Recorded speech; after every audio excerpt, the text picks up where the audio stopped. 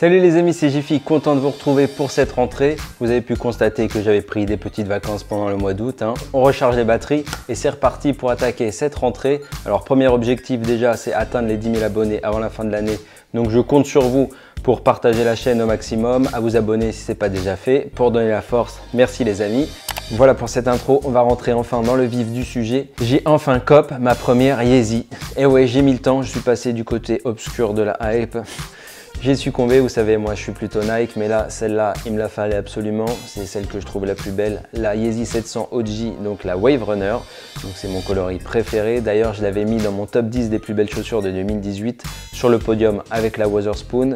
Même si la chaussure est sortie en tout premier en 2017, elle était aux US. Ensuite, elle est sortie à plus grande échelle, donc toujours aux US en mars 2018. Elle est ressortie pour l'Europe en septembre. Et là, il y a encore eu un autre restock. Début août, là, vers le 15 août, c'est là que j'ai pu la cop. Bref, je parle, on va passer tout de suite à la box. Là voilà la box. Ah ouais, elle est balèze. Donc la box de la Yeezy 700, une boîte Yeezy classique. Moi, comme je vous dis, c'est la toute première, donc je découvre. C'est une boîte couleur craft, Yeezy 700, voilà, il y a l'étiquette. Et il y a le logo Adidas en dessous. C'est une boîte à tiroir. On va pas passer 1000 ans là-dessus. Tu les connais. Franchement, c'était pas moi, c'était la boîte.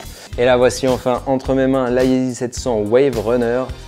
Donc, je te fais un petit tour du propriétaire comme d'habitude, même si à mon avis, tu connais bien la paire. Moi, ce que j'adore sur cette paire, c'est le coloris déjà. Je le trouve ouf. C'est pour ça que j'ai pas acheté d'autres 700, même qui étaient plus faciles à avoir. Mais moi, la seule que je voulais vraiment, c'est la Wave Runner. J'adore. Donc, tu as du gris, du bleu vert un peu canard, du noir et du orange. Et voilà, plusieurs teintes de gris. Et les lacets qui sont un peu jaune pâle, super beau. Cette couleur, elle passe nickel. La paire est quand même assez balèze, je te le dis direct. C'est celle quand même qui a lancé la mode de la Datshu pour moi. C'est elle, par où tout a commencé.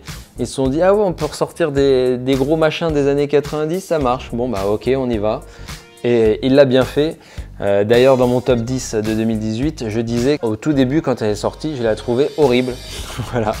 Et donc, je ne sais pas si c'est à force de la voir ou si c'est la hype qui m'a mindfucké, mais maintenant, je la kiffe. Ça me rappelle ma jeunesse, les grosses pompes comme ça. Très cool. Bref. Alors, on va rentrer sur les détails. Donc, là, on a un empiècement en Suède, assez joli, avec un espèce de bleu. Ensuite, on a le bleu canard qui est de part et d'autre. Les lacets jaunes, comme je te disais, avec un passant en 3M et un autre juste là.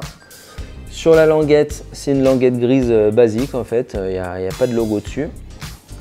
Après, sur le côté, tu retrouves les deux gros inserts de orange là sur cette semelle qui est vraiment balèze, qui cache donc une semelle en boost. Voilà, donc c'est du boost encapsulé. Donc d'ailleurs c'est beaucoup plus rigide qu'une Ultra Boost. Quand j'ai mis le pied, j'étais étonné, je pensais que ça serait plus moelleux, mais c'est vraiment assez rigide. Après, vu que la paire est large, ça reste quand même confortable, je trouve, mais c'est vraiment pas ouf. Derrière là, on a deux petits points, c'est du 3M également. Une petite cage enfilée où on en aperçoit trois bandes, les trois bandes Adidas qui sont en 3M également. Il y en a pas mal, vous savez que j'adore. Là, on a du cuir qui est assez joli. On peut voir le matériau là un peu grainelé. Franchement, beau cuir. Là, on a du mesh qui fait tout le tour. Là, ces petits empiècements, je les trouve super jolis aussi en suède gris avec des petits trous. Il y a encore du 3M à l'intérieur. Une petite bande noire qui a été peinte à la main. D'ailleurs, on dirait c'est pas foufou. Je te rappelle, ça coûte 300 balles. Franchement, il pourrait s'appliquer. On a la forme là dans la semelle qui est un peu creusée pour justement casser la hauteur de la semelle, pour la rendre un peu plus fine, un peu plus agressive. Des petits empiècements et il y a des espèces de petites taches de peinture qui sont là et là. À l'intérieur, je ne sais pas si on verra, ouais, il y a le logo Adidas et un petit logo Yeezy. Je te montre pas parce qu'il est vraiment bien caché et en gros on s'en fout. Niveau confort, comme je te l'ai dit, c'est pas incroyable. J'avais entendu que c'était pas ouf, j'avais entendu que c'était vraiment bien. Moi, je trouve que c'est normal. C'est une chaussure normale, comme une Nike Air classique. Il n'y a pas du tout le côté boost moelleux comme sur une Ultra Boost. Comme je te disais, la largeur de la chaussure, parce qu'elle est quand même assez balèze, fait le taf, donc là tu es plutôt bien. Niveau sizing, faites très attention parce que moi je me suis fait avoir. J'ai pris ma taille habituelle, donc 42, comme chez Nike ou comme sur les Ultra Boost, parce que sur le site d'Adidas il y avait écrit taille normale et en fait ça taille pas du tout normal, ça taille vraiment petit. Heureusement, je remercie énormément le shop Meetup à Paris. Vous êtes des boss, j'ai réussi à trade mon 42 pour un 42 2 tiers, donc une demi-taille au-dessus et je suis beaucoup mieux, donc merci les gars. Force à vous si vous me voyez. Au niveau de la qualité, les matériaux sont jolis, mais bon, je te rappelle qu'à 300 balles, hein, on espère qu'ils seront jolis et de qualité. Là, tu vois, il y a le daim, l'espèce de mèche. Là, on a encore un autre daim. Le daim derrière, je le trouve vraiment sympa. Là, du mèche très aéré, du 3M, hein, du boost hein, quand même. On sait que ça coûte cher le boost. C'est juste au niveau de la finition, je trouve pas ça ouf. Des petites traces de peinture pas géniales, des petits fils par-ci par-là. Donc 300 €, tu l'as compris, c'est un peu exagéré. J'aurais plus vu 220 voire 250.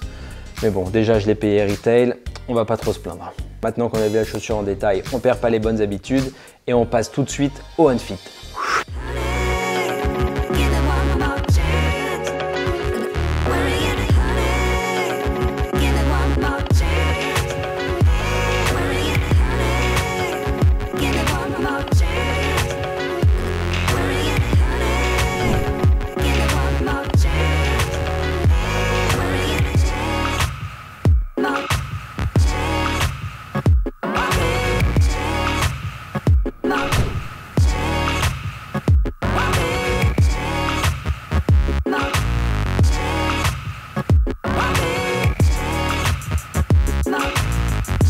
Voilà pour cette review de la Adidas 700 Wave Runner, j'espère qu'elle t'a plu. Si c'est le cas, n'hésite pas à partager la vidéo et à lâcher un petit like ou un commentaire. Tu peux me suivre également sur Instagram, je poste régulièrement des photos et je pense que tu verras très vite des photos de la 700. Voilà, c'est juste là, by Jiffy.